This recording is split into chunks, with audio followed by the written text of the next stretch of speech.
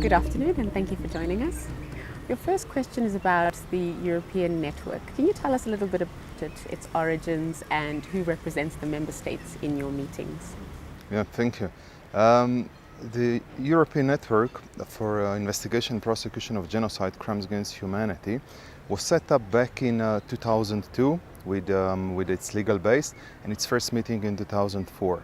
The initial idea came from the Netherlands and Denmark, who were initiating setting up of such a network to really bring practitioners who work on fighting impunity, so investigators, prosecutors, together in order to cooperate and share information, all with the objective to prevent the EU to become a safe haven for perpetrators of this horrendous crime, and to allow national authorities to work closely. Because as we know, all know, to fight impunity, to prosecute these crimes, you need cooperation of states. One state cannot do it on its own, so you need various actors within the state, but also between the states to work together. And after 16 years of its existence, can you give us a few concrete examples of how cooperation between states has helped achieve accountability for core international crimes? The first important aspect of such a network is that it builds, because contact points, so the members of the network meet on regular basis, it develops trust among them. So they know who to call in other state if they need a cooperation with that state. So that's one that I would say a major factor of success, is that the relations between various national authorities are well established, and they function very well. Of course, the second aspect is the cases that basically, in particular in the last years, with increase of cases coming from Syria, from situation in Syria, you also have more and more cooperation, because the dispersion of victims, witnesses, and also perpetrators is like having a jigsaw. You need to put the puzzles together. So if you have that cooperation, then you also have successful cases.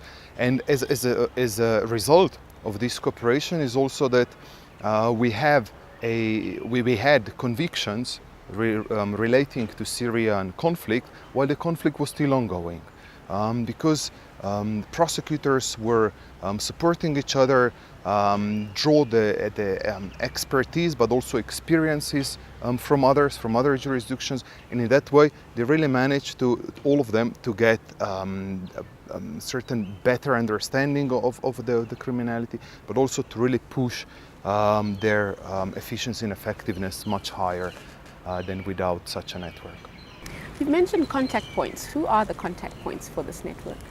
Contact points are investigators, so law enforcement, prosecutors, MLA, so legal officers working on MLA. So those competent authorities within each national jurisdiction that are dealing with core international crimes. So it's a network of practitioners.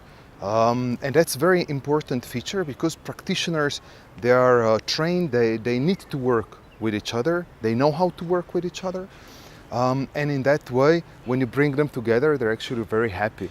Also, what is important to say is that in each jurisdiction in Europe, these are very small units, either at law enforcement or in prosecution. So it's with the network, you actually bring all this expertise in one room, and then people can find a inspiration, and they can talk with their colleagues who are doing same kind of cases in another state. In that way, you learn from each other. And you can, as I said earlier, be much better when you need to deal with the cases. So you've taken us through some of the successes, including building trust and also some successful cases regarding Syria.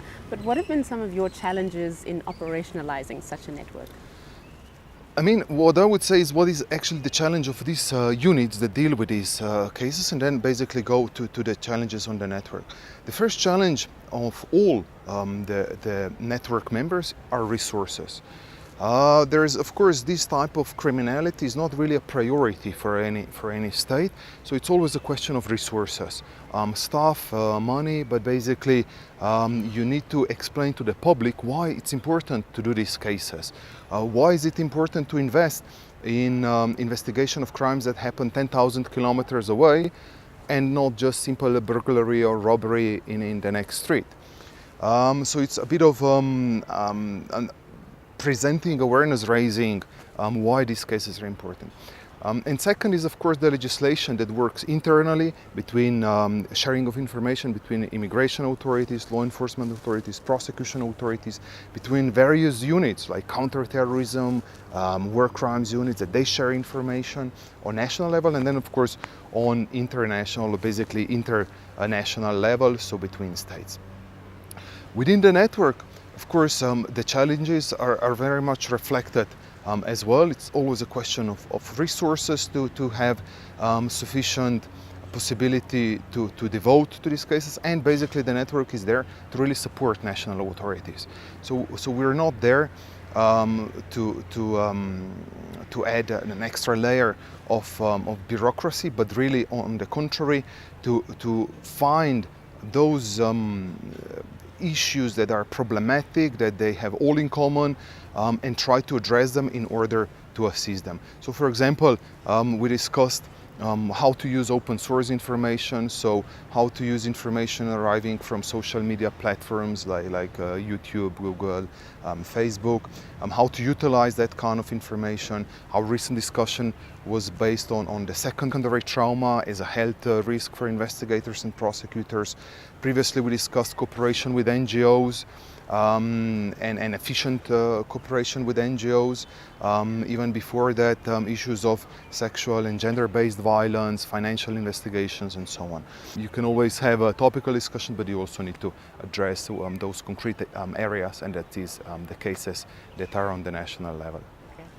And finally, what advice would you give to other networks that are trying to get off the ground in other regions? First is just to basically try to meet on regular basis, try to discuss issues that are common to all, not those that might be problematic for even one jurisdiction or that are of political nature, and also to establish networks that work between practitioners. Practitioners, as I said, tend to cooperate. They need to cooperate on national level, but also cross-border. And just have discussions on those areas that they all identify as a challenge, that they can all basically further develop.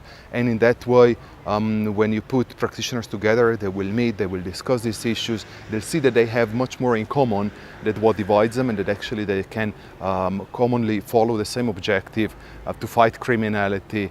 It takes networks to actually beat the networks.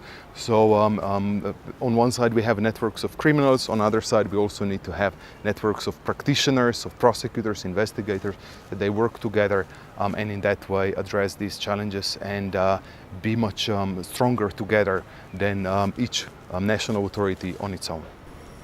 Thank you very much for joining us. You're very welcome. Thank you.